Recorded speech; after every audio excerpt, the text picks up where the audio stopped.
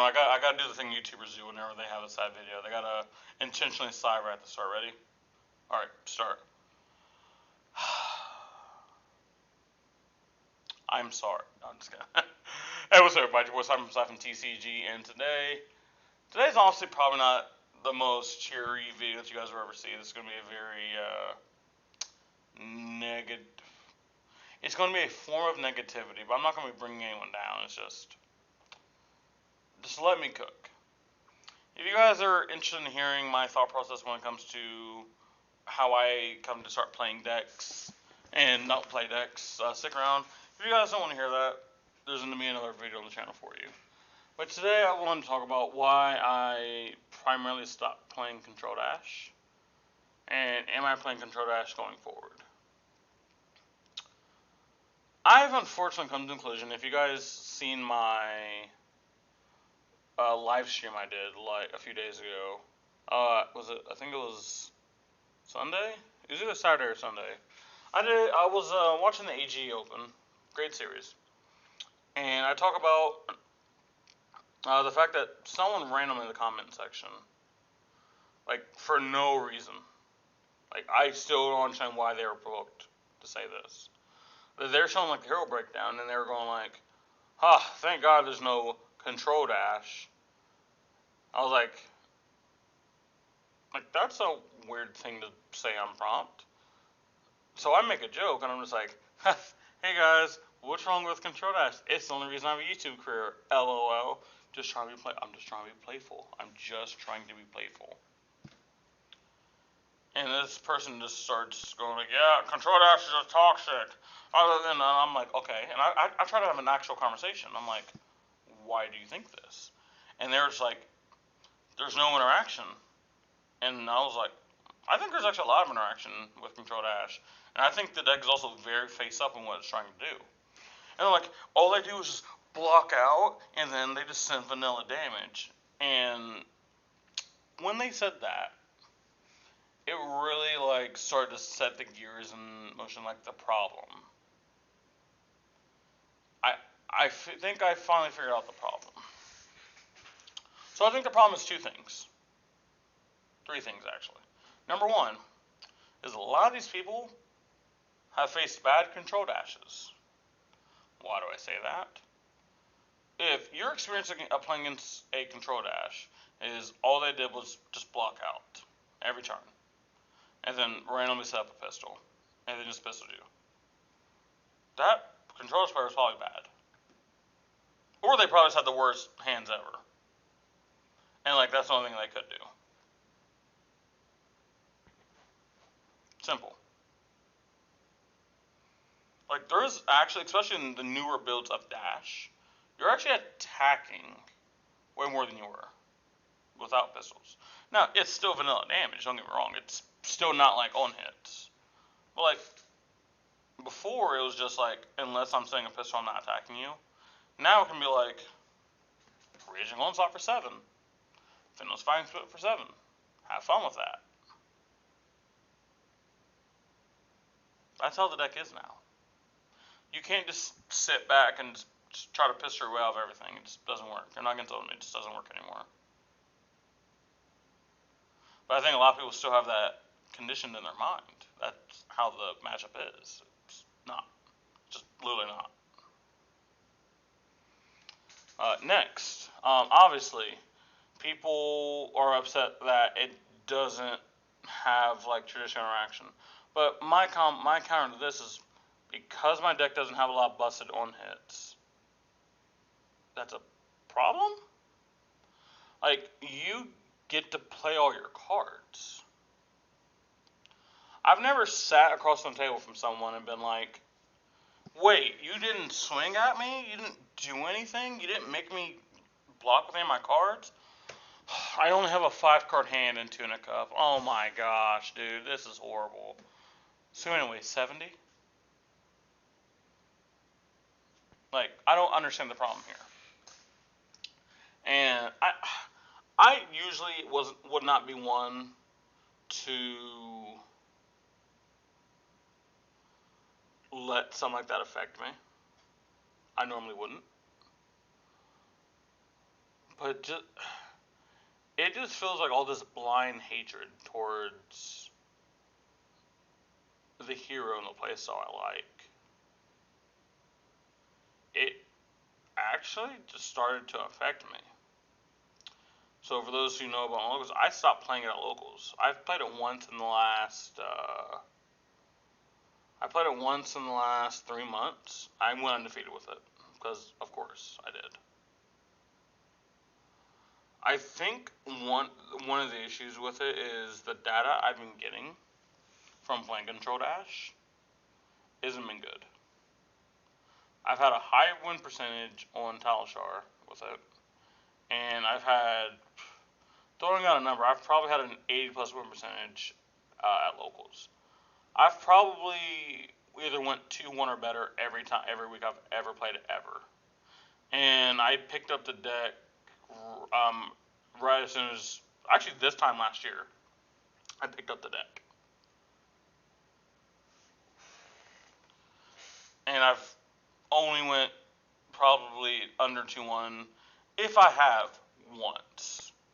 I literally cannot recall, because I remember for the longest time I was undefeated with the deck for like 2 months plus. It's actually how I got a lot of my armory promos, was actually playing Control Dash. And just going undefeated with it, is people couldn't beat it. Especially with that local meta of a bunch of Bravos, Odoms, and Euromais, it's just like, they just all lost. And then as long as nobody was like playing 5, because we had a 5 player there, but I think during that period of time he wasn't there all the time. If I ran into him, he'd be a loss, and I would occasionally lose to like one of the Bravo players if they just like high rolled the piss out of me. Well, one of the Bravo players, if he just high rolled the living piss out of me. Plus, he also teched his deck against me. Because he said Control Dash is the worst matchup, so I started teching against it.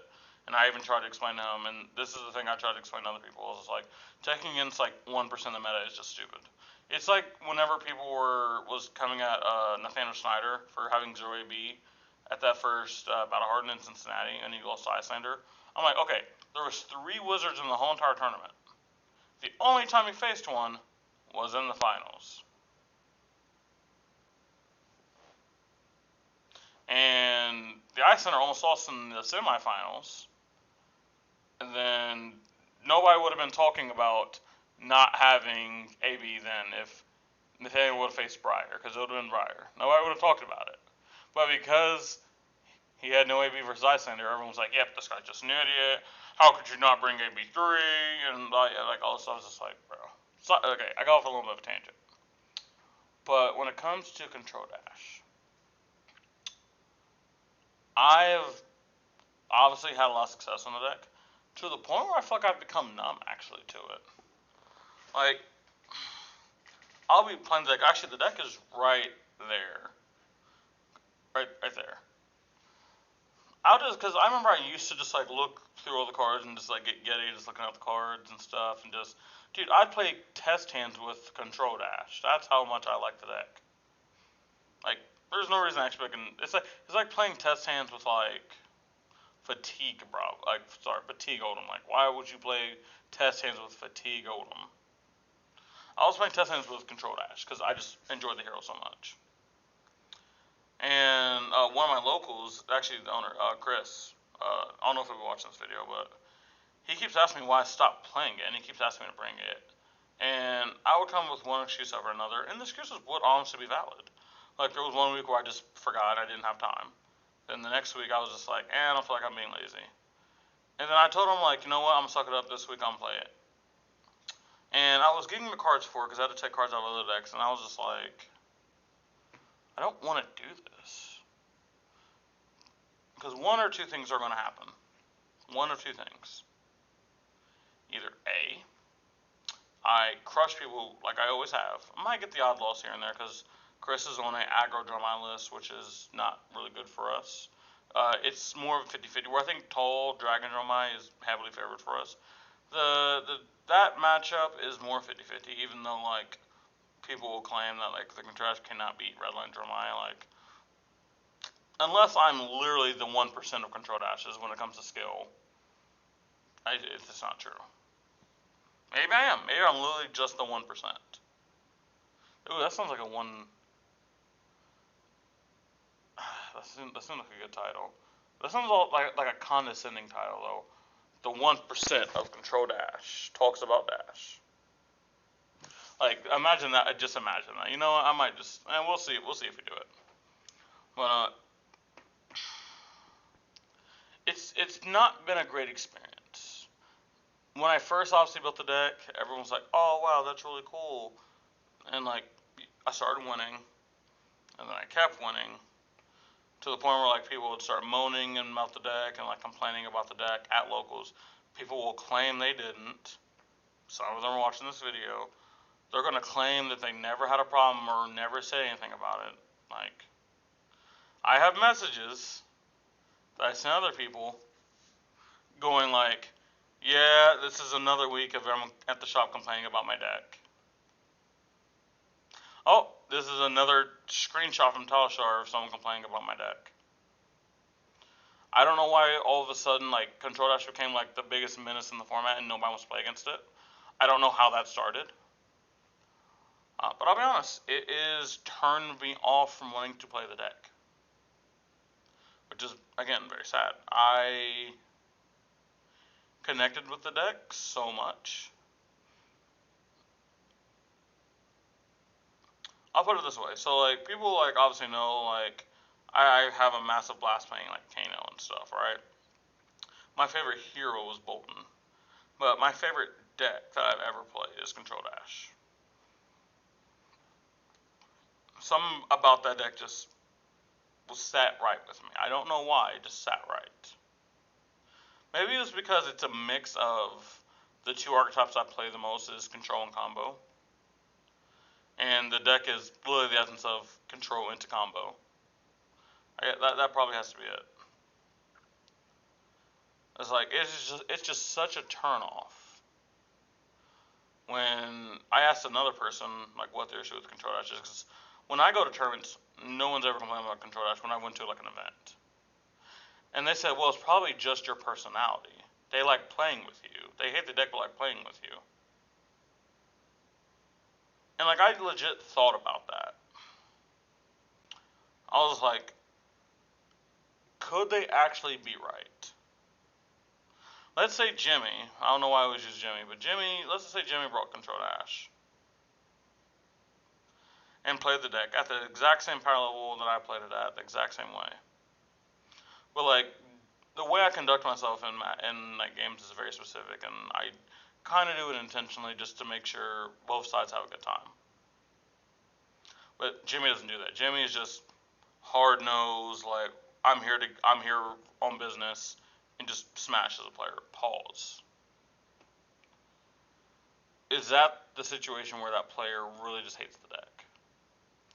Because how are you gonna hate the deck when the guy's going like, all right, I'm swinging for 74 damage this turn with these pistol, and I'm just memeing the whole entire time, and I'm just like you can just tell I'm loose. I'm usually very loose during tournaments. Pause again. Could that person have been right in saying the reason why people don't hate it when I play is because I'm the one playing it? And if that's the case, I don't want to be involved with that. Even though like there should literally be no problem with me wanting to play the deck I enjoy. Because I have this Lexi deck right here that's actually toxic. It's the Tall Death Dealer Ice Lexi deck.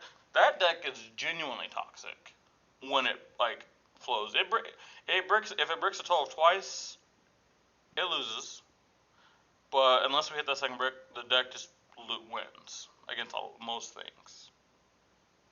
And that player that's going against cannot play the game. They can. I have been like most of my games have been like 40 to like 7 sometimes. And my opponent literally just never actually took a relevant game action ever. No one's complaining about that deck. When I played Kano. No, I'm talking about outside locals because I'll be honest, my locals are going to hear this. They complain about everything that I do. It'll probably be like, Isaac, we're just memeing, dude. We don't actually hate it. And I'm like, yeah, I agree. But it's like when I play Kano, it's like I hear a lot of it, and that's in and outside of locals. I hear a lot of just like chatter. And it's like I don't know what to do anymore to please people. And even though I've kind of bashed my locals a little bit, I still think they're better than most people that I've interacted with, like online. Like if I go on Tile Chart, it's a fucking nightmare. But at the very, very least, my locals, even if they don't like the deck I'm playing, even if it upsets them, even if they just have to verbally just chat about it, even though they literally shouldn't, they'll still play against it. They'll have a bad time, but they'll play against it. If I sit down, I'm like, all right, I want to bang out 3 hours of Dash. I want to record all the games and do some VOD review. I probably won't get 3 hours footage because what's going to happen is I'll face someone, they'll see my setup, concede.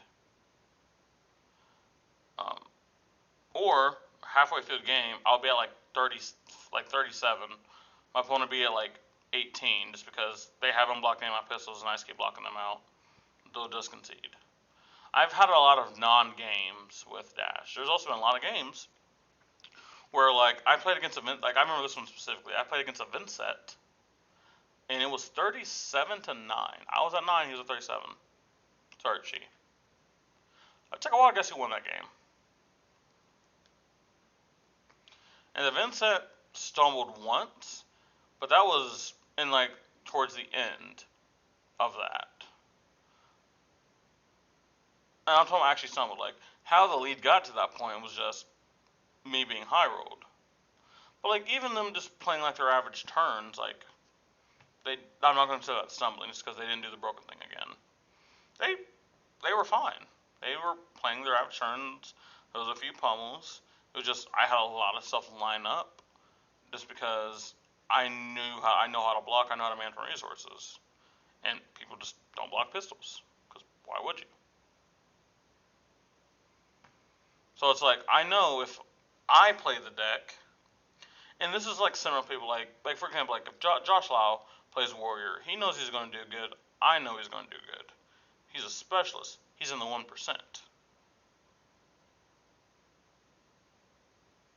I know if I do play Control Dash, I'm going to do well. I'm part of the 1%. But because of the backlash, and I enjoy where I'm at in the community, and I don't want a chance for my name to be like stained, just because people just don't like the deck I'm playing. I'm not playing Control Dash anytime soon. Now, the thing I thought about was, well, do I just build Hybrid Dash? Because Hybrid Dash can still technically do the pistol plan. It's just my plan A with Control Dash is the pistol plan. My plan B is also the pistol plan, and the deck is built to support that and do and excel at it. The hybrid plan can be aggro, it can be mid range, it can be control. And it's not as oppressive as a control deck because it's not built to be oppressive as a control deck. So that is something I am considering. Because I want to play Dash. I love Dash. Especially with the new set coming out. I want to be playing some Mechanologist. But I mentally just can't. Another thing I think it does boil down to, and this is probably the last point, is, and I've noticed this probably like the majority of my life, and I do think this is one thing that holds me back when it comes to Flesh and Blood, is I think I actually lack killer instinct. What do I mean by that? Well, when I played sports, let's just use football specifically, because the football example will make the most sense to, I think, the average audience. Really good football player. Was going to go play at Marshall. Things happened. Marshall University, the college football team, right? One thing that held me back was really smart, was very athletic, all that. But I lacked the killer instinct. And my coach said something similar to me. It was my final ever high school football game. And this is something that has stuck with me my whole entire life. Somewhat in a positive way because it helps me drive to something. But B, because it's always just like, yep, my coach was right. And he didn't mean it like this at all. Like, he didn't mean for this to, like, hurt or, like, negatively affect me. I think it should have done good things for me, like, only good things. So it was one of the last plays of the game. I'm in on defense. No, sorry, it's like the third quarter. I'm sorry. Like I said, I was really athletic. I was on defensive end. I got by the defender super easily. I got the running back in the backfield, wrapped him up, but I couldn't bring him down. He slipped off. Now, thankfully, other people came because obviously he was slowed down enough. Other people came and tackled him. The next play, well, the whistle blows the next play. My coach pulls me out for most of the rest of the game. Now I got in, obviously, again towards the end, just because I was a senior, like whatever. But my coach took me out, and usually when you get took out, you're just like, yes, I'm subbing in, rest up. There's probably a reason. But my coach literally came to me. He like told me to come here, and told me the reason. He says, you were given a shot to do something, and you failed because you didn't want to fight for it. He says, you're not fighting hard enough. You don't want to win hard enough. And at the time, I was just like disappointed because I was like, I felt like, no, I knew what he meant, but I was like, no, I wanted to tackle the guy, obviously. But I wasn't fighting enough to get him to the ground. My coach was 100% right. And it was like that in most sports. It was just like, I didn't have that killer instinct. Like, it's one of the reasons that a lot of people, like, really like Kobe and, like, really like Michael Jordan, right? Is like, that Mamba mentality or that goat mentality is just like, they had that killer instinct. They were an assassin. When it was time to win, oh, they were in there. They were coming for your throat. Pause. Me, on the other hand, not like that. I don't know why. It's not intentional. I just lacked it. Whenever I would play competitive video games, I played League of Legends at a high level. When I played Smite professionally, Overwatch professionally, Paladins professionally, I was primarily a support or a supportive like carry. So in like MOBAs, I was a supportive mid laner, which is primarily a hard carry position. Like they're the ones supposed to do most of the damage. Why? I can help people win. I remember I was probably one of the best supports in Paladins ever. It's a shooting game. I was one of the best ever supports to ever touch that game, and I still stand by that. But the reason why is because I was such a good in-game leader, and I was such a good when it comes to healing my teammates. I was so good at that. Not dying, staying alive. I was really good at all that. But the one thing I lacked is a lot of the characters I played were also meant to do damage. There's a character named Genos. You don't have to understand the context of all this, but just bear with me. How Genos healed is he had an orb, and you just press one button while looking at one of your teammates, and he went like this, and they got healed. You didn't have to stay on them or anything. You didn't have to do anything special. Just click a button, they're healed. Go on about your day. So while you're doing that, and just with one hand clicking stuff, you could be shooting with your other hand. What was I doing? Oh, I was just sitting in the far back of the map where I could still heal. I was occasionally poking with my submachine gun. I was primarily just calling things out and healing people, which is, again, was good. It attributed to success. But I think when I looked at the people that like won like worlds and won like the biggest ever events, right? Even though I was a better in-game leader than them, and I healed more than them. Well, what actually contributed to success more for most of those teams? Like I said, my team had success. Was all their carries were doing similar amounts of damage than mine were. But let's say I was doing 5,000 damage in a match. Well, those other supports were doing 10,000 damage or 15,000 damage. It didn't matter that they were healing much less than me and they were a worse in-game leader.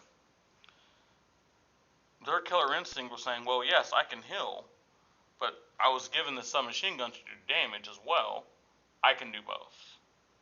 And they was able to do both very well. Someone else there said, I always played too safe. And I like the killer instinct of the top players. Even though I was widely recognized as one of the best players. It was like this weird conundrum, right? If you guys kind of see where I'm going with it, right? When I played Commander, Magic the Gathering format, I tell the story all the time.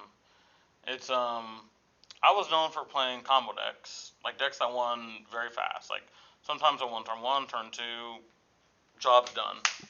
Now if I was playing with just my friends, oh dude, I wouldn't care to win turn 1, turn 2, whatever. But I would play casually with some people I didn't know, or I was playing in leagues. For some reason in my brain, if I was going to win, or I would just sit down and show who I'm playing, they would start growing. You're playing this.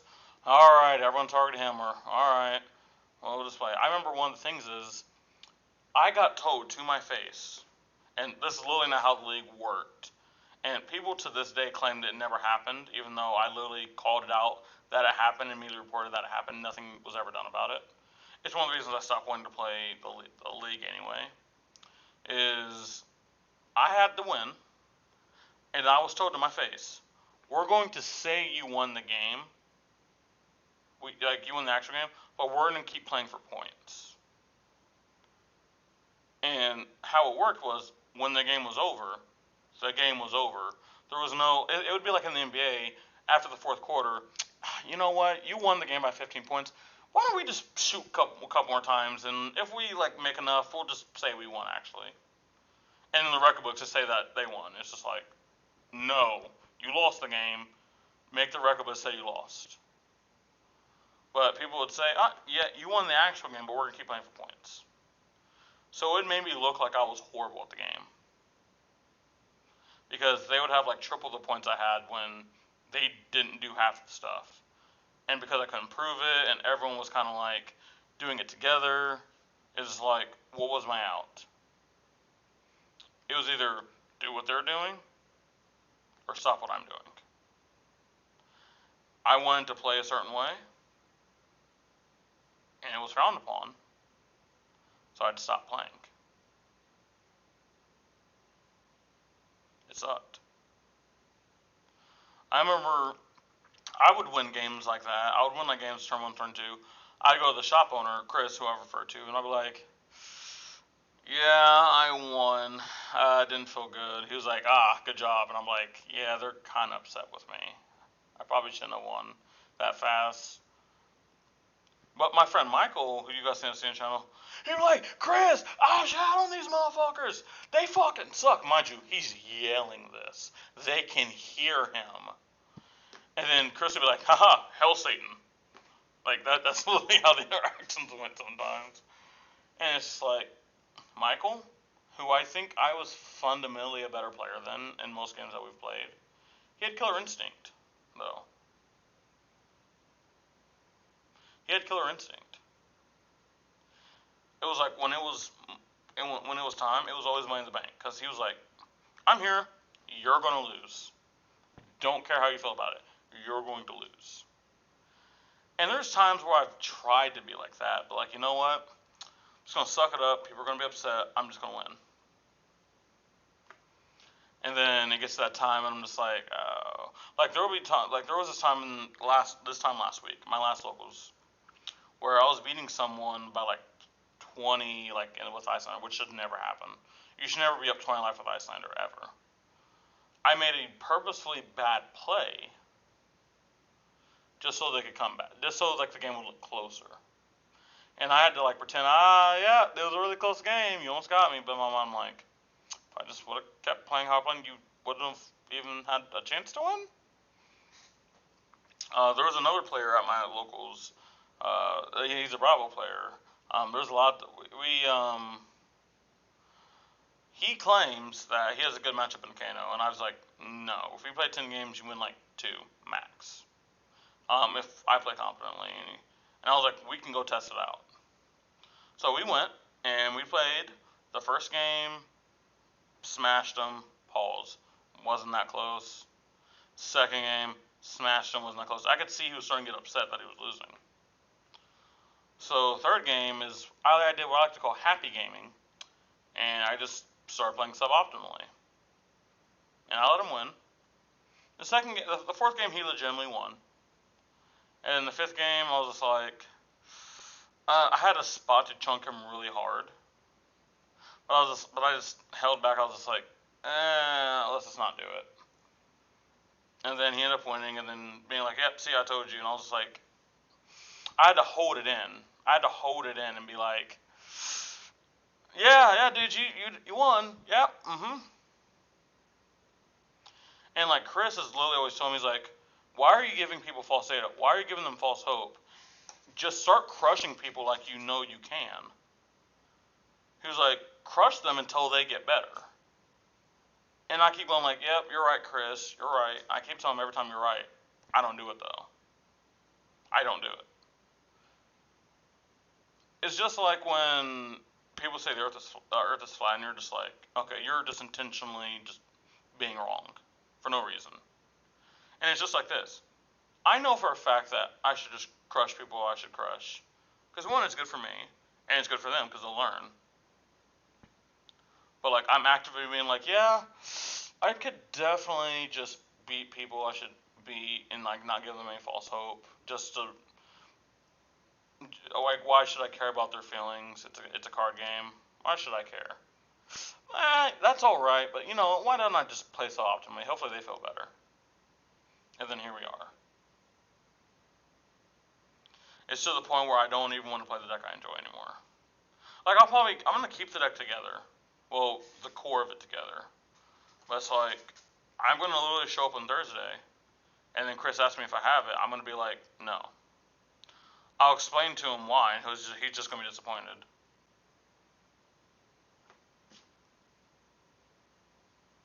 I don't know. Alright, that's enough sappiness for a while. I hope you guys enjoyed this like insight into my psychic. This is literally my therapy session. I don't know. But if you guys enjoyed this, make sure to like, and subscribe. We'll see you guys next time. Peace out.